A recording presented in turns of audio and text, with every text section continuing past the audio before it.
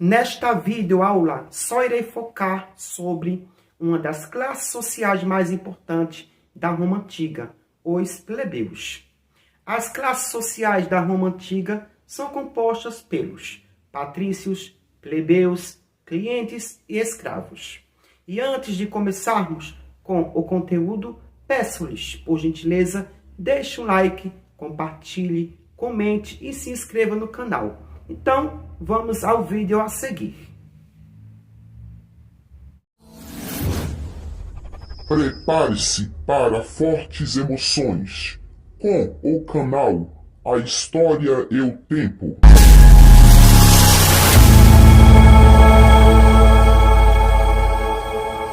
Sabemos que, em todas as civilizações, reinos, impérios, povos, estados, países, são organizados em classes sociais, grupos sociais ou estratificação social. Quando falamos nos plebeus, estamos falando em um grupo social muito importante de todo o período da Roma Antiga, desde a monarquia romana ao Império Romano, que os plebeus é um grupo social indispensável para a classe social romana. Mas qual a origem da palavra plebeu? A palavra plebeu vem do latim plebes, que significa do povo relativo às pessoas comuns. Na monarquia romana, os plebeus eram a classe social composta por homens livres, que não pertenciam à família de algum patrício. Eles eram a maioria da população romana e trabalhavam como artesãos, comerciantes e camponeses. Os plebeus não tinham direitos políticos nem civis e não podiam ocupar cargos políticos ou sacerdotais. Também muitos deles se tornavam escravos dos patrícios por dívidas, onde se endividavam e daí não podiam pagar as dívidas, e muitos, em troca da dívida, se tornavam escravos. Como também vendiam seus próprios filhos como escravos para pagar as dívidas. Também tinha a questão em momentos de necessidades, onde muitos pais também vendiam seus filhos em troca de alimentos. Com o tempo, eles começaram a se organizar para lutar por direitos, como a participação no Senado e nas magistraturas.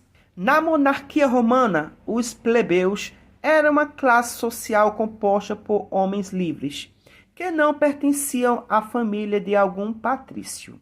Eles eram a maioria da população romana e trabalhavam como artesãos, comerciantes e camponeses. Com a chegada da República Romana, com o crescimento da população, com o desenvolvimento de Roma e o enriquecimento dos patrícios, e onde também o exército só funcionava devido aos plebeus, porque existia uma grande quantidade de plebeus no exército. Então, os plebeus se revoltaram contra os patrícios na República Romana por causa da exclusão política e social que sofriam, e reivindicando seus direitos como cidadãos romanos. As principais reivindicações dos plebeus eram igualdade de direitos políticos, igualdade civil, direito de ocupar cargos públicos, direito de votar no Senado e direito de casar-se com patrícios. As revoltas dos plebeus aconteceram em vários momentos da história de Roma, entre 494 antes da Era Comum a 287 antes da Era Comum.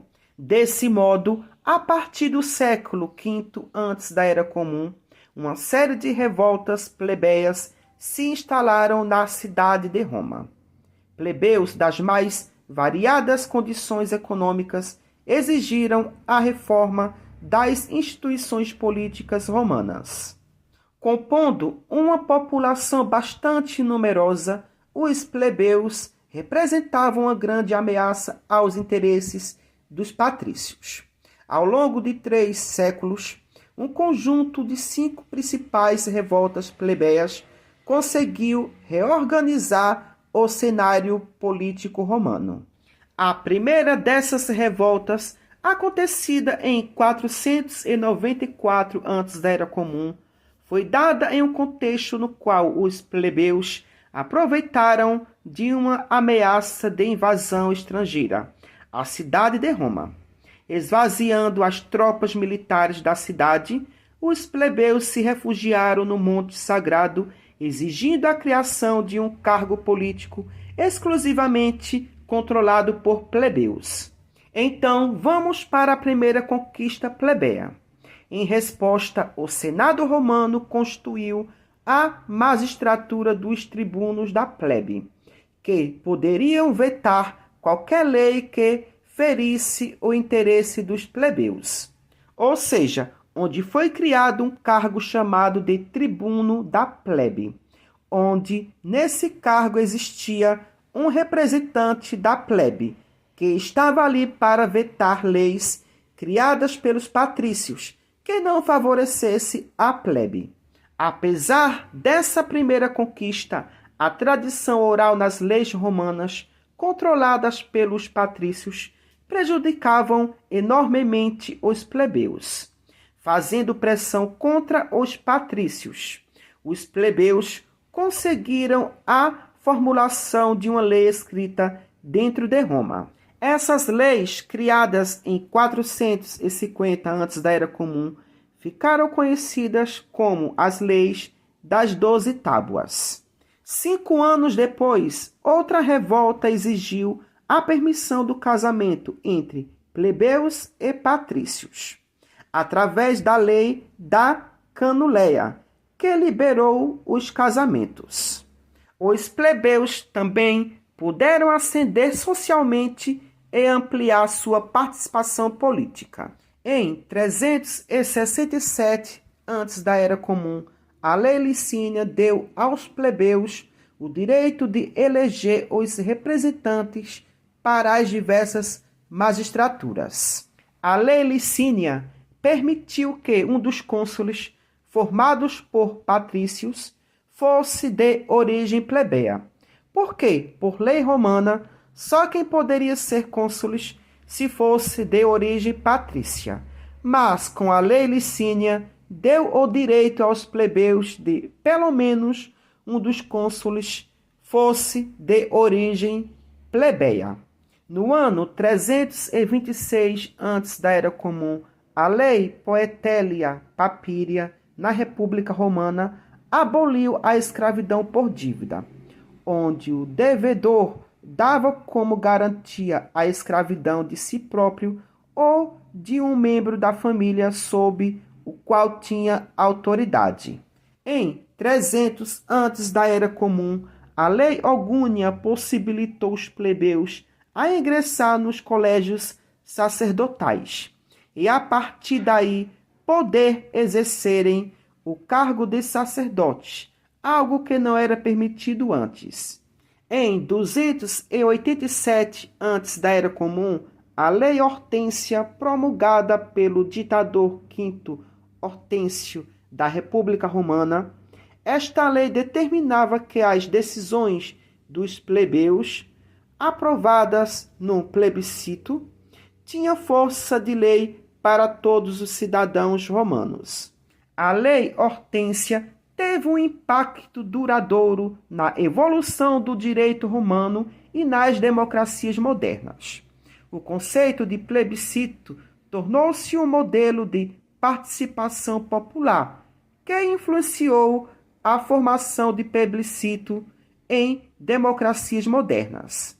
Em resumo, a palavra plebiscito significa vontade do povo, porque é a maioria da população que escolhe e decide o que é melhor para o bem comum. Então, esses foram os direitos que os plebeus conquistaram durante a República Romana. E isso é muito importante. Só através das lutas de classes, das lutas pelos direitos sociais das classes menos favorecidas, que se consegue a inclusão social como cidadãos participativos do mesmo processo de leis, normas e regras constitucionais. Uma frase de Karl Marx que acho perfeita, que se encaixa perfeitamente nas lutas de classe, é quando ele afirma: as lutas de classe é o motor da história. E quando também ele faz uma crítica sobre o socialismo utópico, onde ele diz que a igualdade social não se alcança através dos que estão no poder. Neste caso, da burguesia, dos donos do meio de produção. Então, esta mudança vem a partir dos próprios menos favorecidos, que são os trabalhadores, os proletários, os que vendem sua força de trabalho, neste caso, o socialismo científico. Por hoje só, e até o próximo vídeo. Tchau, tchau.